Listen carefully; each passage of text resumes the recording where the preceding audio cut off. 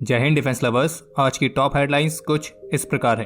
Indian army की दिलचस्पी Israel के पिटबुल सिस्टम में। आर्मी के लिए डेजर्ट कैमोफ्लेज पैटर्न में Apache attack helicopters. Japan Bharat को 5th जनरेशन के फाइटर जेट्स और सबमरीन्स को विकसित करने में करना चाहता है मदद। सीआरपीएफ पर्सनल के लिए जारी हुई नई सोशल मीडिया गाइडलाइंस। और भारतीय प्रधानमंत्री पर बनाई गई बीबीसी की कंट्रोवर्शियल डॉक्यूमेंट्री को भारतीय विदेश मंत्रालय ने कहा एक प्रोपेगेंडा पीस।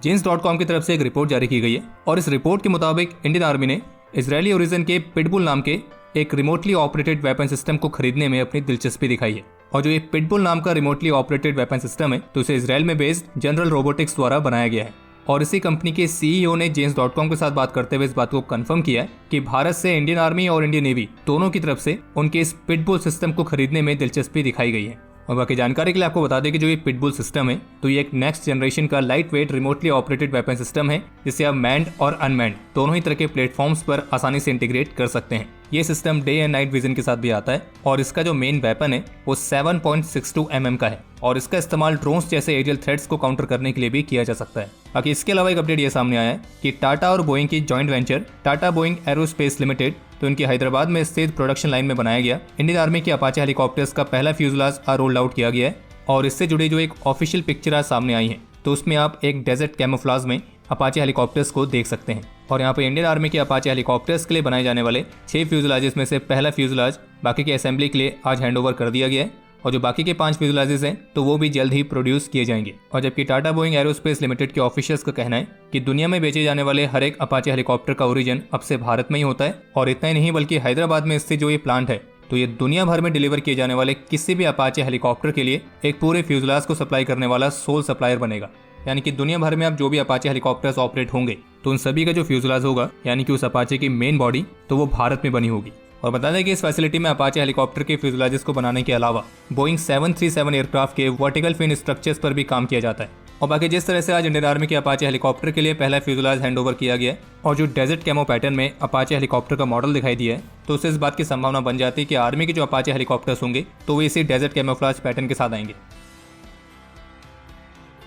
आज भारतीय रक्षा मंत्रालय की तरफ से ऑफिशियल स्टेटमेंट जारी करके कंफर्म कर दिया गया है कि 23 जनवरी को 5वीं कलवरी क्लास सबमरीन जिसका नाम है वगीर तो इसे इंडियन नेवी की सर्विस में औपचारिक रूप से कमीशन किया जाएगा। और वगीर की कमीशनिंग सेरेमनी में चीफ गेस्ट के तौर पर Indian navy chief admiral R Hari Kumar मौजूद रहेंगे। बाकी जैसे कि आप सभी जानते हैं कि जापान में भारत और जापान की एयरफोर्सेस के बीच वीर गार्डियन जॉइंट एयर एक्सरसाइज जारी है। लेकिन इन सबके साथ जापान भारत के साथ अपने मिलिट्री कॉपरेशन को बढ़ाने के लिए और भी अलग अलग तरीकों पर काम कर रहा है। जैसे कि जापान भारत को स्वदेशी 5th जनरेशन के एयरक्राफ्ट, फ्यूचर जनरेशंस के नेवल वेसल्स, सबमरीन्स तो इन सभी को विकसित करने के मामले में भी भारत को असिस्ट करना चाहता है। इतना ही नहीं बल्कि न्यूज 18 की रिपोर्ट के मुताबिक भारत की defence PSU Bharat electronics limited Japan की 2 कंपनीज जिसमें से एक है तोशिबा कॉर्पोरेशन और दूसरी है जुपिटर कॉर्पोरेशन तो इन दोनों के साथ बिजनेसेस को लेकर बातचीत कर रही है। जिसमें से तोशिबा के साथ ली आयन बैटरी की टेक्नोलॉजी और जबकि जुपिटर कॉर्पोरेशन के साथ एंटी ड्रोन सिस्टम्स को लेकर बात चल रही है। और अगर ये डील सफल होती है तो ये निश्चित रूप से भारत और जापान के डिफेंस कॉर्पोरेशन को एक बेहद ही महत्वपूर्ण बढ़ावा देगा। बाकी एक अपडेट ये भी है कि भारत के तेजस MQ2 प्रोग्राम में इसके डिजाइन से लेकर प्रोटोटाइप डेवलपमेंट तक ये सारी प्रोसेस तेजी से कंप्लीट करने के लिए भारतीय रक्षा मंत्रालय की तरफ से अब काफी जोर दिया जा रहा है। और इस प्रोजेक्ट पर काम करने वाले ऑफिशियल के मुताबिक इसकी जो प्रोसेस है उसे स्पीड अप किया भी गया है।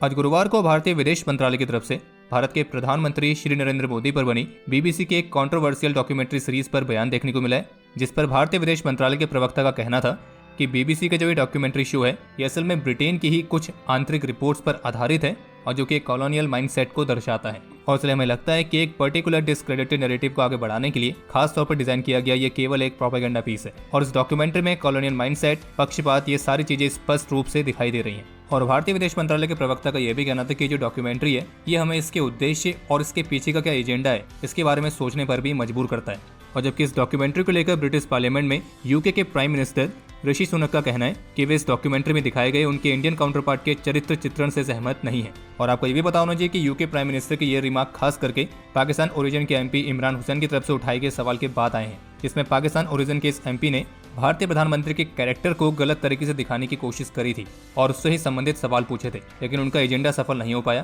क्योंकि यूके के प्राइम मिनिस्टर ने ये क्लियर कर दिया कि वे उनके इंडियन काउंटर पार्ट के कैरेक्टर पर उठाए गए सवालों से बिल्कुल भी सहमत नहीं है। बाकी एक बात आज हम आपको ये कहना चाहेंगे कि देखिए, जो भारत है वो वर्ल्ड पावर बनने की दिशा में बहुत तेजी से अपने आप को विकसित कर रहा है और भारत का विकास हो और भारत के सामने चुनौतियां ना आए तो ऐसा हो नहीं सकता है। तो इसलिए भारत के जो एडवर्सरीज हैं और जो एंटी इंडिया एलिमेंट्स हैं तो वो अपने अलग अलग प्रोपेगेंडा के जरिए किसी न किसी तरीके से भारत के विकास को रोकने में लगे रहते हैं और इसलिए इस तरह के प्रोपेगेंडा से बचने की काफी जरूरत भी है। बाकी भारत के खिलाफ प्रोपेगेंडा किस तरह से चलाए जाते हैं खास करके हमारे एडवर्सरीज द्वारा, तो वो हम आपको इस एक और न्यूज के साथ बताते हैं। अभी जब 15 जनवरी को इंडियन आर्मी ने अपने 75th आर्मी डे को सेलिब्रेट किया था तो उस दौरान भी हमारे निकम्मे पड़ोसी पाकिस्तान ने इंडियन आर्मी के खिलाफ एक प्रोपेगेंडा चलाने की कोशिश करी थी और जिसके तहत पाकिस्तान ने अपने कीबोर्ड वॉरियर्स को एक्टिवेट किया और पाकिस्तान के उन कीबोर्ड वॉरियर्स ने ट्विटर पर कुछ खास हैशटैग्स को ट्रेंड करवाने की कोशिश करी थी, जैसे कि #brutal face of Indian army, #human rights और ऐसे कुछ और टैग्स। और इससे रिलेटेड जो अधिकतर ट्वीट एक्टिविटी थी तो वो पाकिस्तान से हुई थी और जितने भी ट्विटर हैंडल्स इंडियन आर्मी के खिलाफ इस तरह के पोस्ट कर रहे थे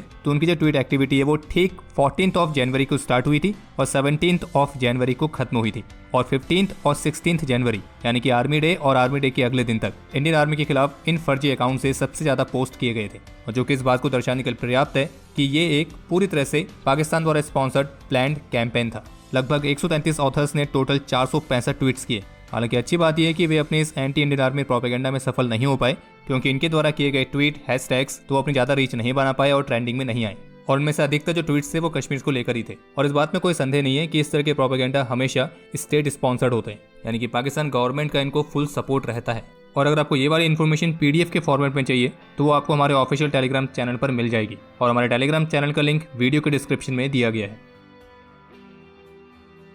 CRPF पर्सनल के लिए सोशल मीडिया को लेकर कुछ नई गाइडलाइंस को जारी किया गया है और जिसमें CRPF पर्सनल को किसी भी कंट्रोवर्शियल या फिर पॉलिटिकल मैटर्स में टिप्पणी करने से मना किया गया है। और इन गाइडलाइंस में इस बात को भी मेंशन किया गया है कि अगर आप किसी सेंसिटिव मिनिस्ट्री या फिर ऑर्गेनाइजेशन में काम कर रहे हैं तो अपनी एग्जैक्ट पोस्टिंग और नेचर ऑफ वर्क को सोशल मीडिया पर रिवील ना करें और इंटरनेट सोशल नेटवर्किंग पर ऐसी कोई भी एक्टिविटी करने से बचें जो कि आपकी या फिर गवर्नमेंट की रेपुटेशन को नुकसान पहुंचाए। इसके अलावा किसी भी नॉन ऑथराइज प्लेटफॉर्म के माध्यम से किसी भी चीज को शेयर ना करें, फिर चाहे वो कोई अनक्लासिफाइड चीजें क्यों ना हो, क्योंकि इस तरह के नॉन ऑथराइज प्लेटफॉर्म का इस्तेमाल करके जो हमारे एडवर्सरीज हैं तो उनको हमारी इंटेलिजेंस इकट्ठा करने का अवसर मिल सकता है। और इसके अलावा इन गाइडलाइंस में कुछ डूज भी हैं, जैसे कि CRPF पर्सनल को पता होना चाहिए कि फैक्ट और ओपिनियन के बीच में क्या फर्क है और इस तरह के और भी कई सारी गाइडलाइंस है जो जारी की गई हैं। बाकी इसके अलावा रशिया के विदेश मंत्री की तरफ से एक बयान देखने को मिला है जिसमें उनका ये कहना है कि जो नेटो है वो चीन के साथ भारत के संबंधों में और भी अतिरिक्त समस्याएं पैदा करने के लिए भारत को प्रस्ताव देने का प्रयास कर रहा है। और जबकि एक अपडेट ये भी है कि US और जर्मनी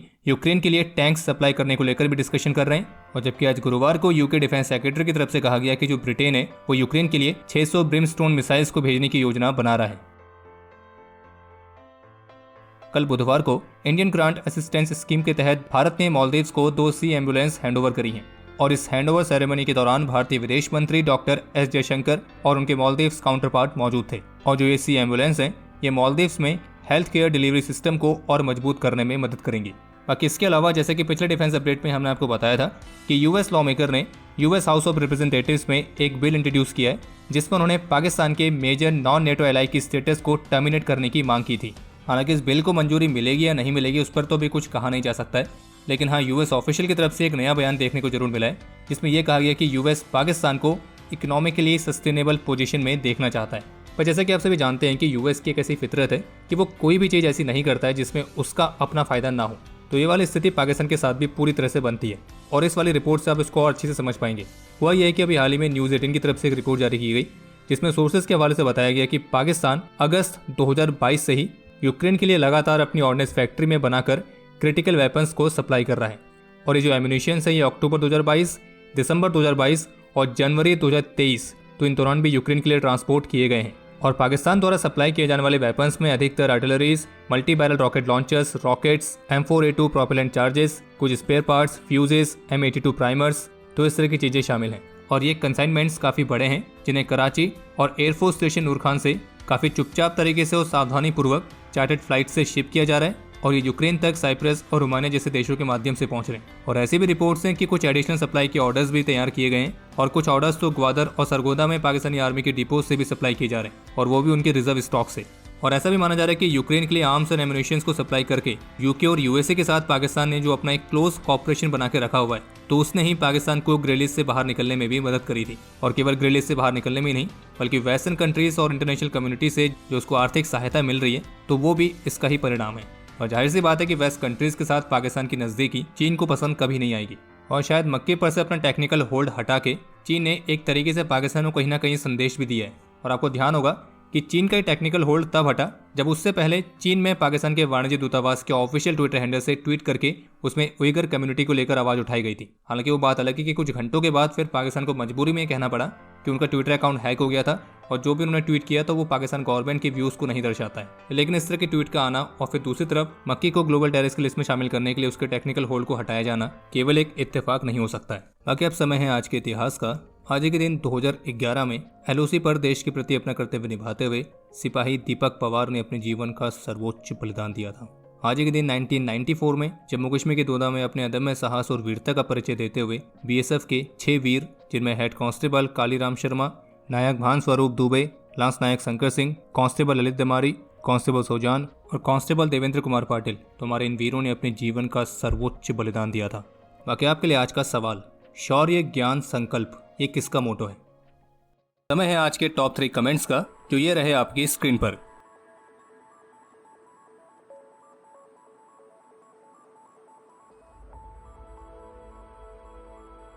आज के इस एपिसोड के लिए इतना ही। उम्मीद है आपको एपिसोड पसंद आया होगा। अगर पसंद आए तो वीडियो को लाइक कीजिए, शेयर कीजिए और बाकी हमारे मर्चेंडाइज के नए डिजाइन्स को चेकआउट करना ना भूलें, जिसका लिंक आपको वीडियो के डिस्क्रिप्शन में मिल जाएगा। और बाकी अगर आपने चैनल को सब्सक्राइब नहीं किया है तो चैनल को भी सब्सक्राइब जरूर करें।